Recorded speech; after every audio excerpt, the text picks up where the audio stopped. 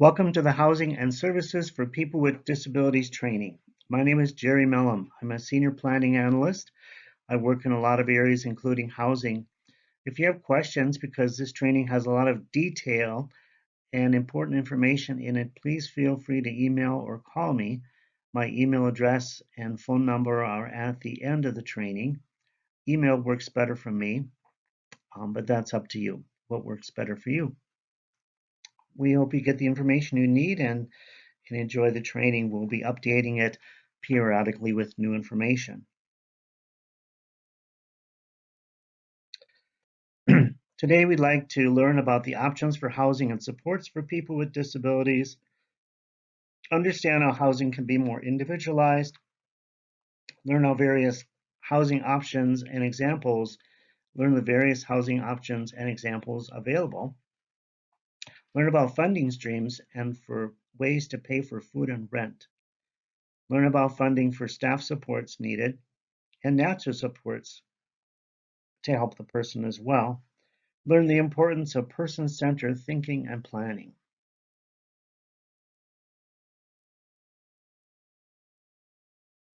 Housing is evolving. The way housing was provided years ago is much different than how it's provided now. Years ago, people lived in regional treatment centers with large groups of people. Then there was a movement to smaller group homes owned by the provider who selected the staff and the roommates. And there's further evolution to my own home currently, where people can live in a place they select and choose their own roommate and choose their provider, or choose if they have a roommate or not, hold a lease, and rent an apartment or own a house. Earlier, the driving forces were looking at creative expansion on alternatives that were available. A multi-county group had been meeting and still meets, but had met for over 7 years to talk about best practices that they had experienced with each other and to develop ideas and talk to the Department of Human Services of how to implement services in the best manner. The Jensen settlement in Minnesota was an idea that compelled us to look at things in a more individualized manner, as well as the Olmsted Plan, indicating that people can live and work with people with and without disabilities in environments they choose to live with. Probably 7 or 8 years ago or more, there was this moratorium and continues on corporate foster care. And that moratorium said that we couldn't keep doing what we were doing before, building corporate group homes, community residential settings. We had to look at some other options as well. So we had to be creative. Group residential reform or housing support evolved. It included some of the individual's work income as well as their Social Security income in the formula versus not including any work income in the formula. And the Minnesota transition plan is continuing. Part of the progress in moving ahead is reframing the way we're thinking. Counties and providers of services are encouraged to be very creative and innovative to support the person with a disability. Separating housing from the support services is another option to help us be more creative. We have the ability to carefully consider non-licensed living arrangements for 2 people or less in the community. We're discovering new ways to meet health, safety, and well-being and risk factors a person may be experiencing, new and creative ways. We have opportunity and choice for individualized housing options in my own home regardless of the level of need for the person. People that have significant need, people that have minimal need can be all served in the community in a flexible option. Matching services and supports to the person and where they choose to live. A person can live anywhere they want to within the resources they have, and matching the supports in place as well. We look at developing housing one person at a time versus planning for a large group of people. We look at the individual, what's important to them, what's important for them. We talk about interdependence versus just independence. Interdependence refers to ways I support my neighbor and my neighbor supports me, or I support my family and my family supports me, versus considering independence where I'm going to do everything by myself. Not many of us are absolutely independent. The idea that we don't have to be ready to move to a different setting because we can put supports and services in place. We don't have to know how to make macaroni and cheese. We can learn how to make macaroni and cheese later, but the supports and services are in place for us. The federal government holds a position that the most integrated setting is one that enables people with disabilities to interact with people without disabilities to the furthest extent possible with opportunities to live, work, and receive services in the greater community like people without disabilities. The Olmsted Plan talks about confinement in an institution severely diminishes the everyday life activities of individuals, including family relations, social contacts, work options, economic independence, education advancement, and cultural achievement.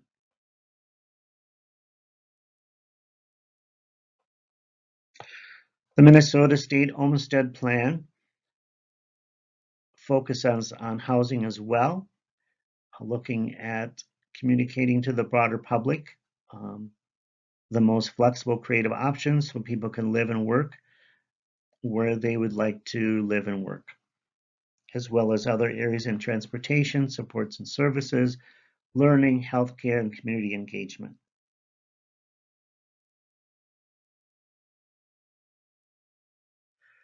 There are an array of housing options. We want to start off by giving you the bigger picture of what housing options might be available, including housing that might be licensed, other provider-controlled housing options and examples, and participant-controlled housing or my own home. Licensed services.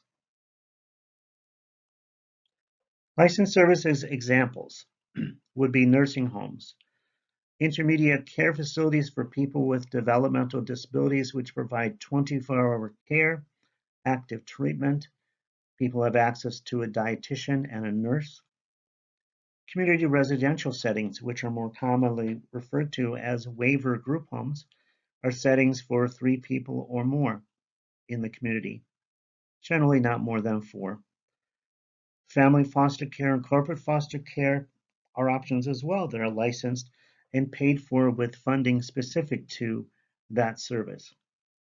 Family foster care is a person or a couple sharing their home with a person, providing the food and basic needs for them. Corporate foster care is more shift staff that come in and provide supports and services.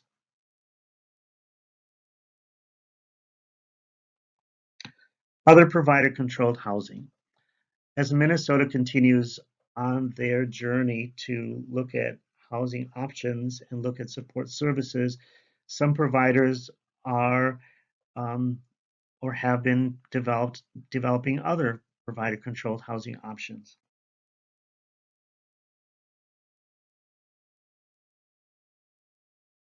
Some of these examples are called hybrids, examples where the home is owned by the provider, but it's not licensed, or the program's evolving to meet updated requirements, but they haven't quite evolved yet. Examples would be the provider holds the lease for the folks living in that home or that apartment. The expectation that is in the future, the person or their legal representative would hold the lease versus the provider. Apartment programs with supports or share a home program where the waivered services combines with foster care. Participant-controlled housing, or my own home as the Department of Human Services has most recently defined it. Participant-controlled housing or my own home is not a program, it's not an open bed or placement, it's not a model, It's not a development. It's not independent. It's currently 2 people or less, but it's defined as 1 person and up to 2 people, where people own the property, they own the home, or they have a lease in their name. The individual is, the supports for the individual have been developed for them. It's an individualized situation. It's when people choose their provider. It's where they have the right supports added at the right time. So people choose to have a roommate or not. They can choose to have a roommate or not. They choose their provider. They also have to decide who's going to do the individual tasks that need to be done. Who might pick up the medication? Who might mow the lawn? Who's going to cook the meals? Who's going to shop for groceries? Because it's not automatic in my own home situation, because the provider is delegated certain tasks. The guardian case manager is also delegated certain tasks for success. The expectations in housing came from the federal government. These are normal, common expectations we aren't surprised at, but they haven't always been available or in writing for people. Expectations that people have their own lease or own their home, that people have their own living, sleeping, and bathing areas, that people have privacy in their living and sleeping areas. People choose if they want to have a roommate or not, that where they live has a lock on it and they have a key and they can get out if they need to, that people can decorate and furnish their areas to their choosing. The person controls their own schedule and activities. The person has access to their own food and kitchen. The person can have visitors at any time. The person is free to choose their service provider without risk of losing housing and to choose not to receive services. And that where they're living isn't a part of a larger inpatient treatment facility or located very near a large um, similar program.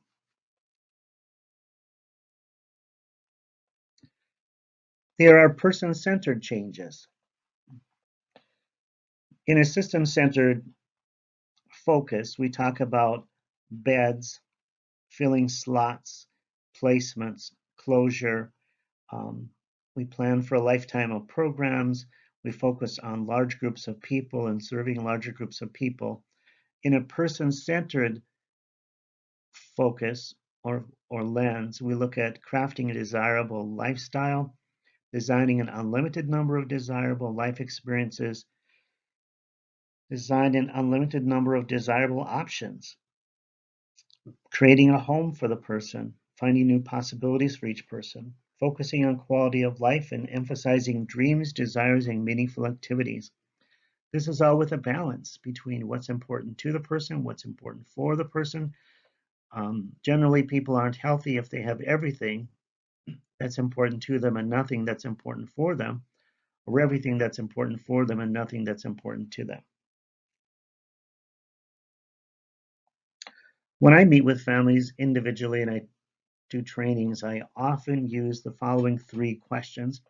I found them very helpful because they cut to the chase, they break down the information, they help us to focus. The 3 questions are: where do you want to live? How will you afford the staff support necessary or the natural supports necessary? How will you afford rent and food? The rest of the presentation focuses on these 3 areas. Where do you want to live? There are potentially unlimited possibilities within the resources the person has to live. I often joke that I want to live in downtown Minneapolis on the 40th floor of a spanning condominium with a large balcony, but I'm in New Hope in a nice 2-bedroom with a garage. So my desires are limited based on my resources as well, but I have lots of choices within the range of resources I have. Certain people I've heard of have a mother's-in-law apartment. They might have a duplex. They might have a fourplex with scattered apartments where people with disabilities are living in one of the fourplexes and people without disabilities or the community might be living in the other 3. I've heard of a situation where a person modified a garage and created a one-bedroom apartment, and it was 7 feet away from the brother, so there was some natural supports there, and the one-bedroom apartment turned out to be really, really nice. You could rent an apartment, you could own a home or a condominium. There is first-time home buyer money available. There are land trusts and other options available. There's also options to live in a community residential setting or a group home, an intermediate care facility, a nursing home, as we discussed before. Housinglink.org.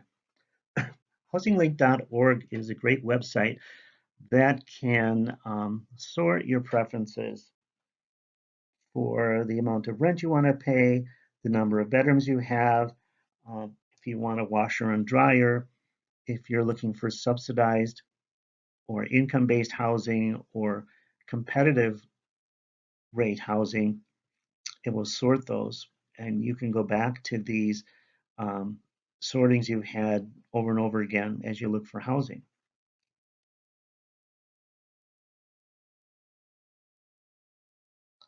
How will I afford the staff support necessary? How will I find the natural supports that I need to support myself in a home? Can think about natural supports. Often I tell people about the folks that I volunteer with. One person lived in an apartment and there were chairs in a center courtyard where the men in the courtyard often gathered at night to talk and chat and just talk about the day. I noticed one day that the person I was supporting, his chair was there. And I was really happy to see that because he was becoming part of this natural support. And he had chosen to put his chair in the circle as well. He is a person that is a black belt in karate. And so his natural supports developed quickly. He was able to teach some of the guys in the apartment complex different moves. And when he needed something, they volunteered to help him. And when they needed to learn something about karate, he volunteered to help them. So lots of these natural supports can develop. Paid supports might be personal care attendant services. Knowing about all the county services that might be available, one is called Consumer Support Grant, which is a portion of the personal care attendant, the state share of PCA money, and it's used flexibly in a consumer-directed manner. Armed services, paid through medical assistance, rehabilitative mental health services, and waiver services, and the number of different waiver services. We also have trainings that are specific to the developmental disabilities waiver and all the services they offer, and the long-term care waivers as well. Services include personal support, night supervision, 24-hour emergency assistance, electronic monitoring options, remote monitoring, independent living skills services, home delivered meals, caregiver living expenses, and homemaker and more. Caregiver live-in expenses. The metro counties, Henry County, Ramsey County, Dakota County, Anoka County, the metro counties use a similar format for a roommate profile, a way to find roommates. It's actually a college roommate profile. It doesn't focus on people with disabilities. The idea is to put information in the description that reflects people's desires and find a match and then talk about additional accommodations needed for disability.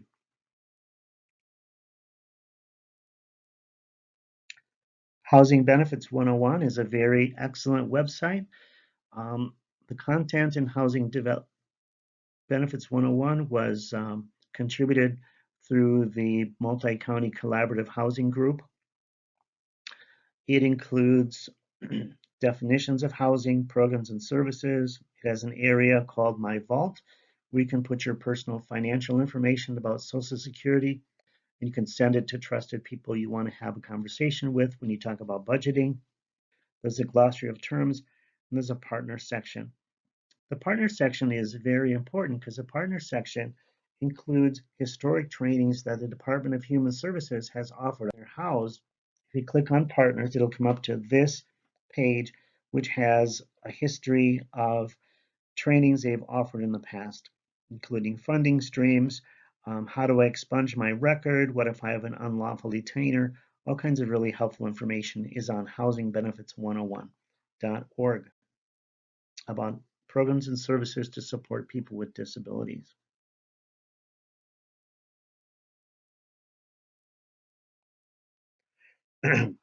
Examples of counties that have used to find roommates. Since my own home, previously described as individualized housing options developed, counties weren't in the business of finding roommates for people because the provider found roommates for people because they owned the home, they found the roommates, they did the shopping. But since then, my own home was introduced. There's a lot of flexibility in the ways people can put their housing together. And so counties have been creative. They've developed that roommate profile, which I showed you.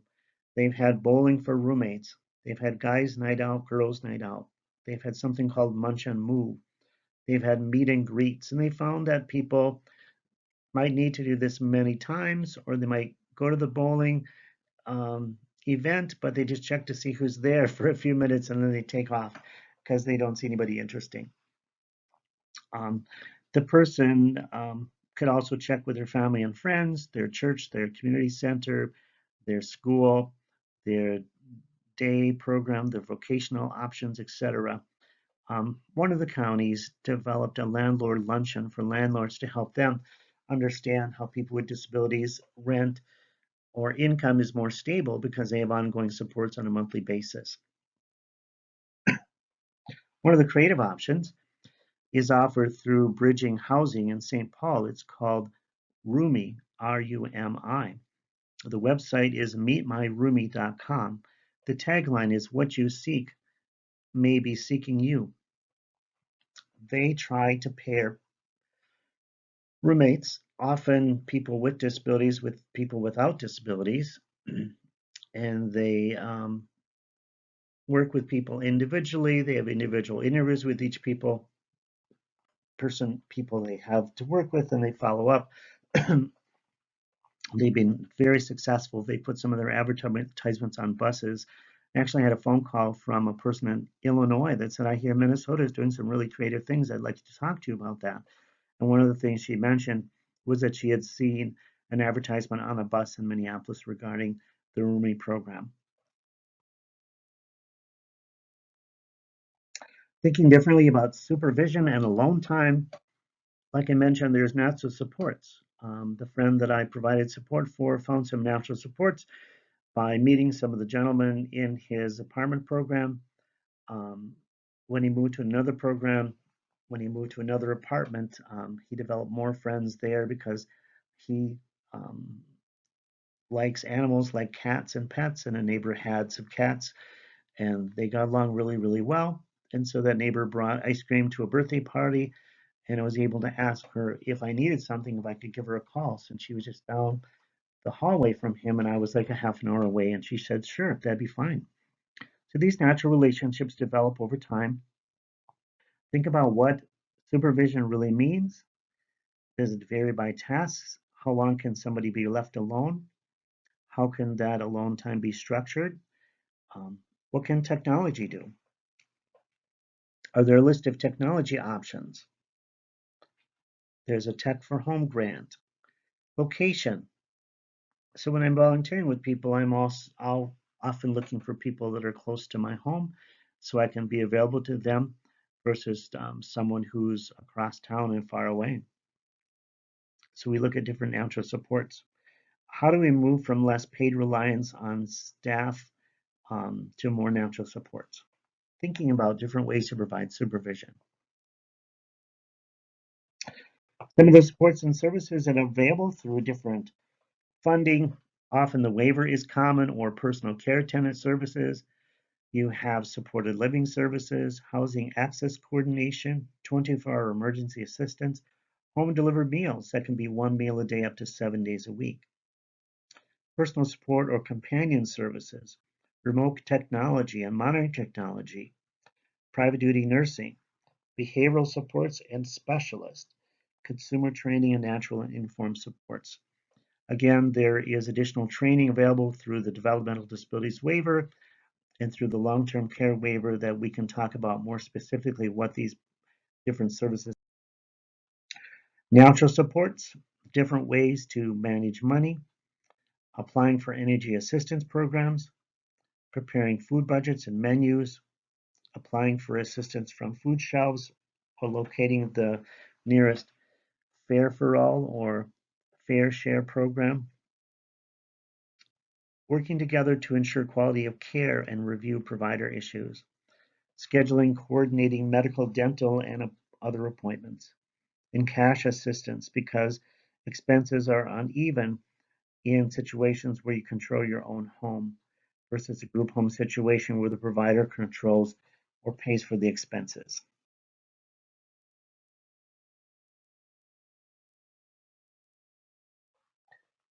Where do you want to live? Housinglink.org is a great resource that lists housing availability by location, by amount of rent you want to pay, by their accessibility. They list if they're income-based or not. They list public housing options as well and list a number of phone numbers to call. We'll get into public housing options in a little bit.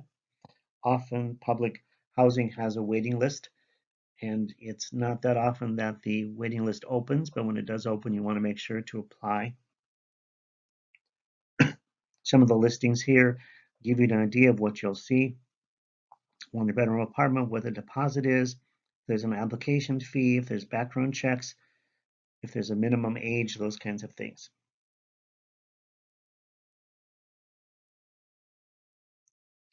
How will I afford rent and food?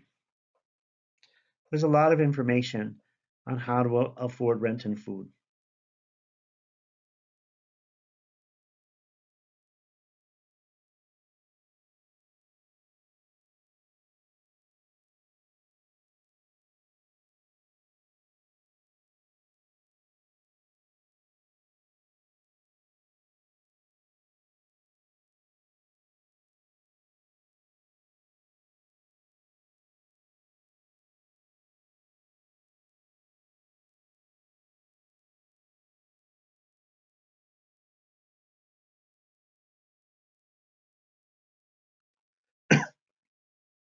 Your income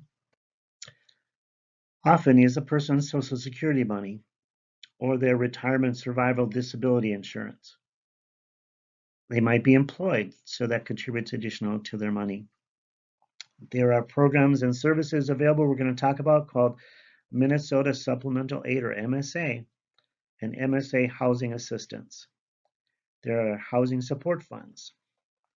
Fair for All is a discounted food program that's more of a collaborative. You pay around $14 for $40 worth of fresh fruits, vegetables, and meat. There's free phone available through a number of government-sponsored programs. I listed one here. There's several others as well. Energy assistance options to decrease the amount of money you'll have to pay for heat in the winter. Waivered funds, home delivered meals don't pay you, but you can have a meal per day up to 7 days a week if you have limits in cooking and grocery shopping ability, and that would defer the cost of having a meal per day. Caregiver living expenses, I mentioned that earlier. It's a service where the waiver will pay the caregiver's rent and food, and in addition, they pay them for the hours they're providing care and assistance. And that could be help displace maybe some of the costs. You could live in a 2-bedroom apartment versus a 1-bedroom apartment. Having a roommate, of course, displace some costs. You can afford more if you share the resources. There's other programs we're going to be talking about regarding Section 8, Section 811, and Section 42 programs. Market rate housing. Market rate housing is typical housing that a typical person would be paying for an apartment, buying a house, etc. It's an option for people with disabilities to buy a home. If you want more information about that, I'd be happy to talk to you about that. Hennepin County had a demonstration years ago, so we're very familiar with the process of home ownership and helping to support people to buy a home. Rental housing, obviously apartments, rooms, or sharing housing with others. There are some site-based subsidized housing options based on income. Public housing can be scattered site in some areas. There's project-based Section 8, it's called, which is HUD Funds, or Section 811 for people with disabilities, or Section 202 for elderly folks. Residents in these programs pay 30% of their income in rent. A friend of mine who has Section 8 pays around $220 a month for his rent because his income is, I don't know, higher than that. He's paying 1/3 of his income. State-based reduced rent housing, low-income housing that have tax credits, also called Section 42. Rent is less than the market rate, but can be more than 30% of the income. Residents must have income below certain standards, usually some percentage of the area median income, or AMI. Voucher-based subsidies, having a Section 8 voucher. It's funded by the federal government. The waiting lists for the Section 8 voucher are long and sometimes not open at all. The housing choice vouchers are portable, so the people that have them can use them in other areas. They could go outside of Minnesota to look at other housing in other states if needed. There's something called Bridges Rental Assistance Program. It's funded through the state of Minnesota. It's for people leaving institutional settings. Residents pay 30% of income for rent in most voucher-based subsidies. DHS has two significant assistance programs. Housing support, which was formerly called Group Residential Housing, or GRH, and Minnesota Supplemental Aid, as well as Minnesota Supplemental Aid Housing Assistance.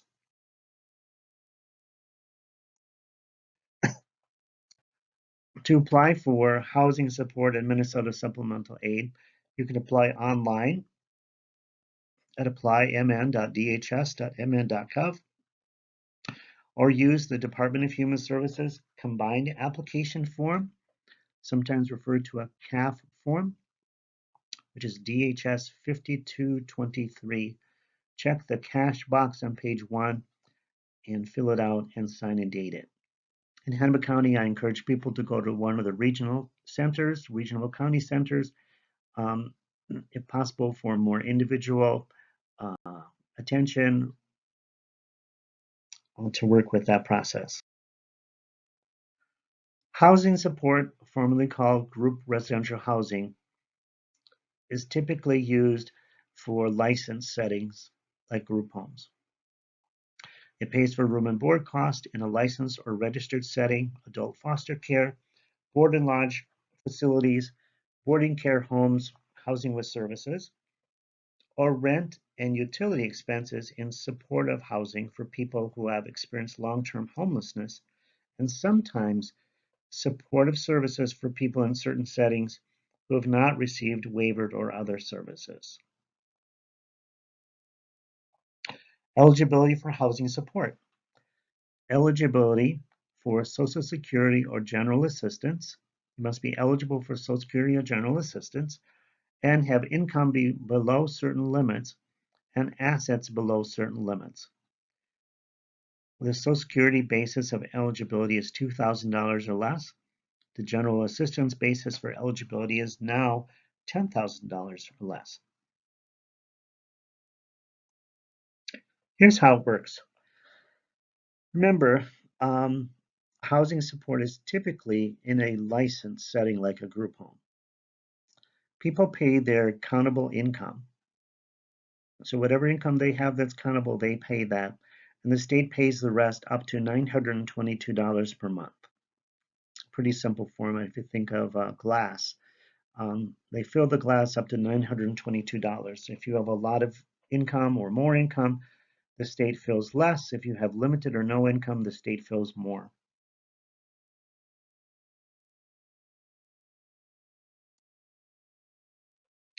Housing support group setting with a person with no income. The person has no income in this example. The Minnesota Department of Human Services actually gives them $104 in personal needs money, even though they don't have an income. They pay the provider $922 for room and board. They expect the provider to provide 3 meals a day, beds and linens, laundry, housekeeping, lavatory supplies, maintenance, and operation of the buildings and the grounds within that amount. Housing support group setting for a person with Social Security income. Their Social Security might be $783 a month, which is typically the maximum amount available. The Department of Human Services would then pay $243 of housing support money for room and board. The person keeps $104 of the personal needs money. $679 is countable as income for the housing support provider, and that totals to $922. Again, the Department of Human Services expects that provider to provide the same things: 3 meals a day, beds and linens, laundry, housekeeping, lavatory supplies, maintenance, and operation of buildings and grounds or their overhead. What's countable income? Countable income from work or benefits is what remains after certain deductions. For housing support, deductions include a $104 personal needs allowance. It's common that people living in a licensed setting being paid through housing support get $103 at the end of the month for their personal needs allowance. Sometimes that's seen as a disincentive because if you lived in a non-licensed setting, you would be able to have all the money left over at the end of the month. For earned income, we disregard the first $65 and half of the remainder. An example would be if they earned $500, they would reduce it by $65 and divide the remaining by 2. So they would have $217.50 countable income.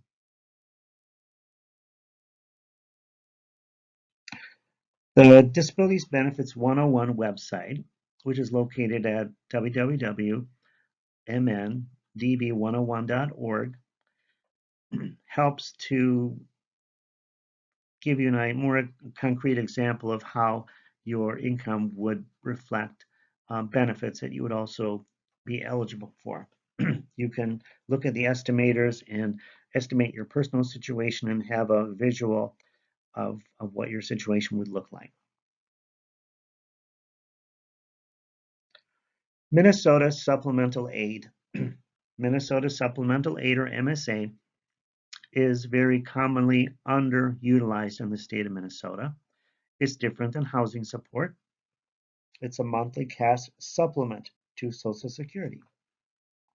To qualify for MSA, the person must be 18 years old, unless they're blind, and receive Social Security or would receive Social Security, but because of their excess income, they are not. Minnesota Supplemental Aid benefits. If you had Social Security of 771, which is typical maximum, you could get additional $81, so you'd have $852 total income. Additional MSA special needs benefits can include representative payee fees of $25 a month, guardianship conservative fees up to $100 a month, and special diets if prescribed by the doctor. And this amount varies. Msa Housing Assistance. Msa Housing Assistance is a very exciting supplement available to people living in their own home.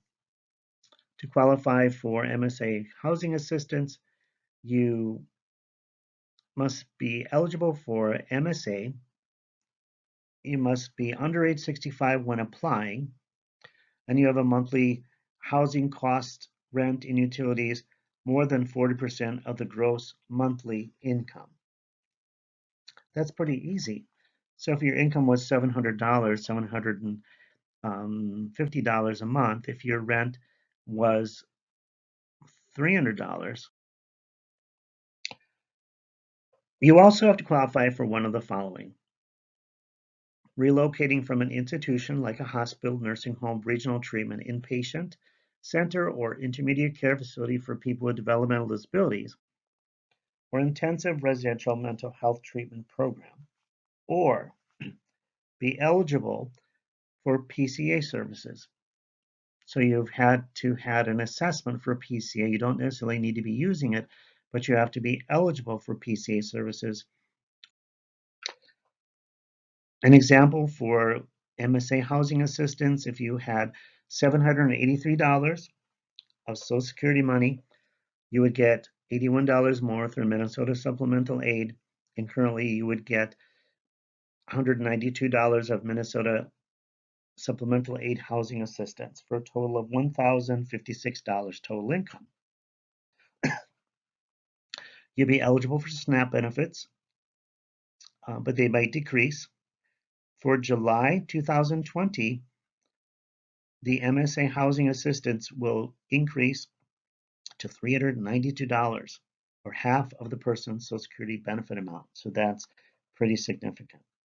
So it'll go from $192 to $392.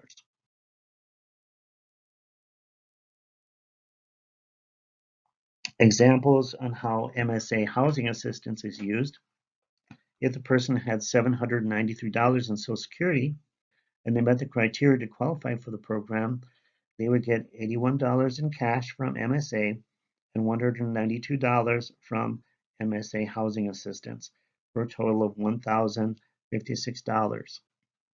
They would make decisions on where to live, how much they spend on housing expenses, and how to spend any remaining income. Crisis housing funds. This is short-term assistance, rent or mortgage for people with serious mental health issues, mental illness, whose income is being used to pay for inpatient psychiatric treatment of 90 days or less. Goal is to retain the person's housing.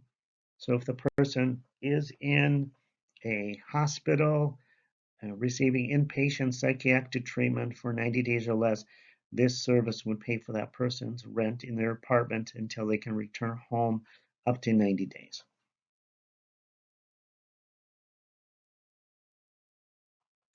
ABLE accounts are relatively new in Minnesota.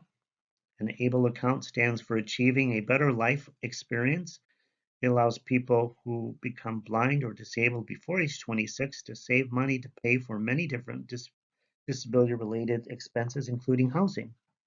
The maximum annual contribution is $15,000, and the balances can be accrued up to $100,000, are excluded from the Social Security income limit. If you enter www.savewithable.com/Minnesota/home, you'll get more information. There are also rent voucher programs that we mentioned earlier, housing choice vouchers, bridging grants, shelter plus grants, and local housing redevelopment authority or community development agency money available. Some tools to manage your money. I can include these tools in an email attachment. This is a basic way to look at your budget. The questions are similar. Where do you want to live? How will you afford rent and food? Do you want a roommate or not? This example is a little more comprehensive. It includes some things we often forget, like gifts, or water bills, garbage bills, or cable or internet, as well as give you an idea of how much money you have and what you're going to spend it on and what that will look like.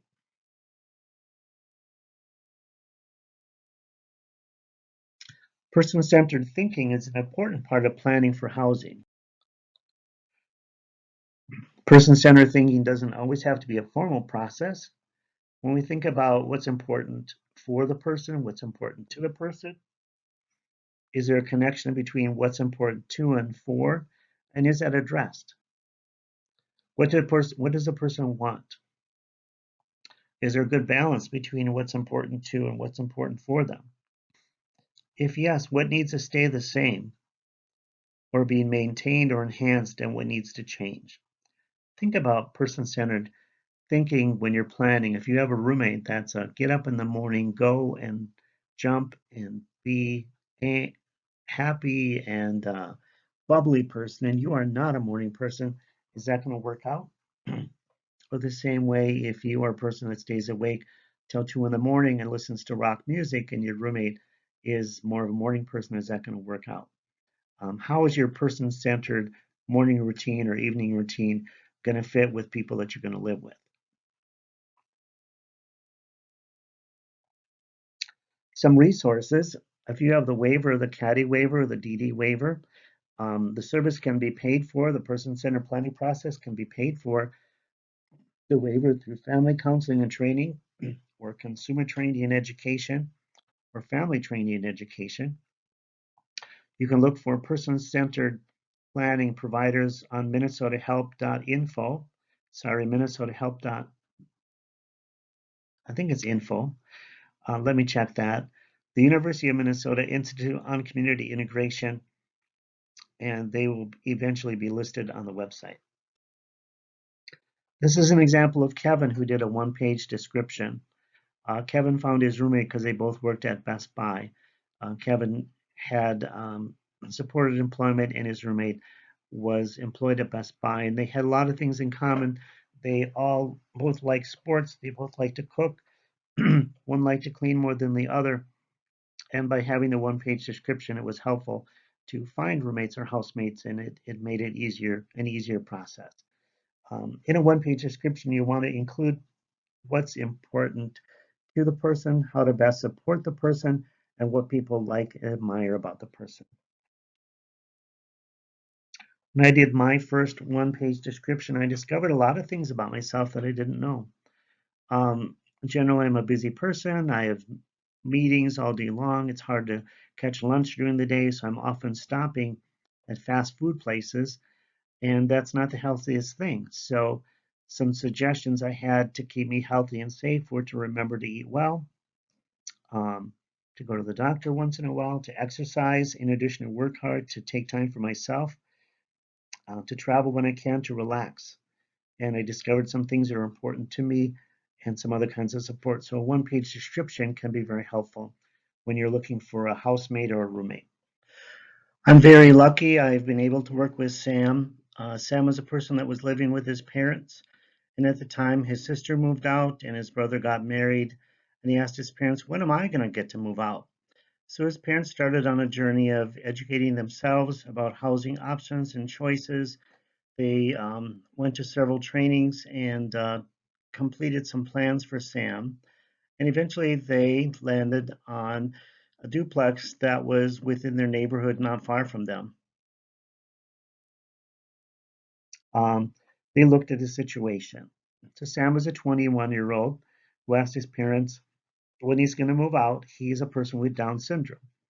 His challenges are having a safe support for his own apartment, because he's a person that appears very independent, but he has additional needs that aren't apparent. His verbal skills mask some of his vulnerability. So they were looking at finding a supportive living environment that wasn't controlling, that wasn't bossy, that wasn't a power over situation, but was more a peer living in a situation. So their desire was to find a housemate that would live with Sam, to be a peer and also to be near natural.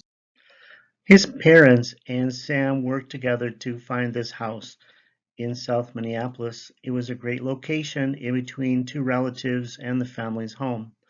Sam got to be really busy with his activities and work and community involvement, to the point that you had to call him to have an appointment to have a coffee or a talk with him. He was very busy.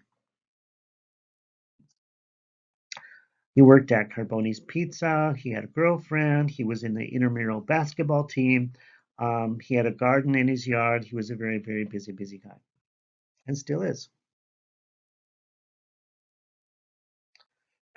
This gives you an idea of his finances. He rented a 2-bedroom apartment, a 2-bedroom duplex.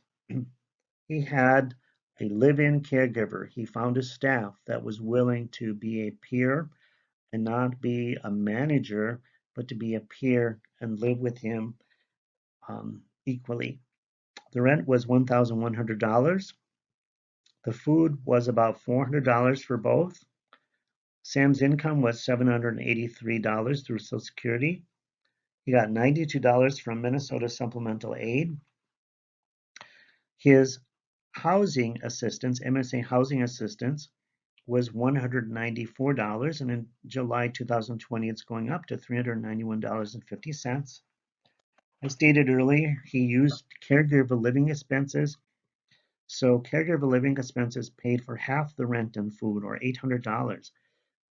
So he didn't have to, he could live in a 2-bedroom apartment, but he only had to pay for his share.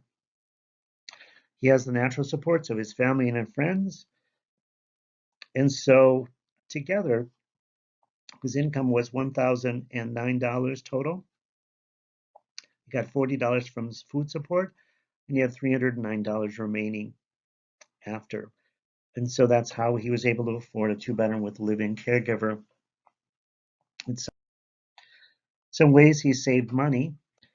He participated and applied for a free phone, a free smartphone. Through a program, he got 200 free minutes and unlimited text. And discount, you could also get discounted internet costs if you decided to get the internet versus a free phone. Minnesota Energy Assistance Program, it deferred the cost of heat and utilities for the winter. He was able to apply for that, and based on his income, he got a grant. Fare for All is a program that provides food at a discounted amount. You pay $14 or around there. You get about $40 worth of fresh fruits, vegetables, and meats. And the waiver programs offered home delivered meals, 1 meal a day, 7 days a week. He has a homemaker to help him keep his place clean and help him do grocery shopping. And he had chore services to help him with heavy duty things like windows or carpet cleaning. And he had the natural supports of volunteers. Housing supports what's working. What's working is more people are living in their own home than ever before. Many choose where they live and work and who provides their services. There's a range of services tailored to individual needs that border, and there's broader discussions about options for people.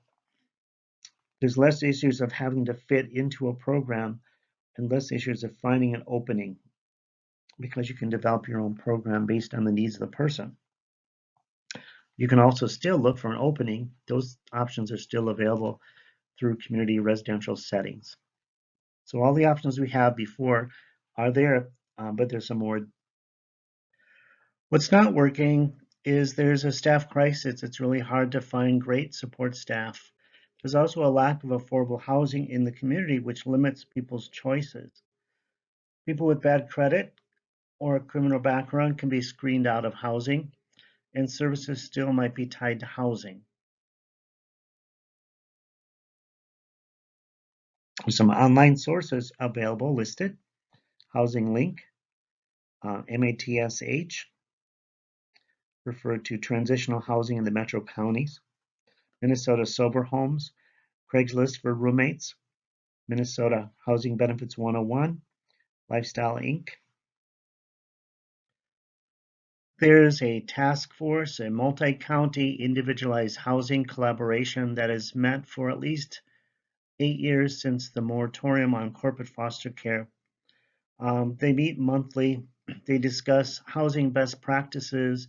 From the information they learn, they share with other counties so they can implement the best practices immediately. They were instrumental in contributing information to a booklet outlining my own home, and that information in the booklet was a key part of the information that's on the Housing Benefits 101 website currently. Earlier.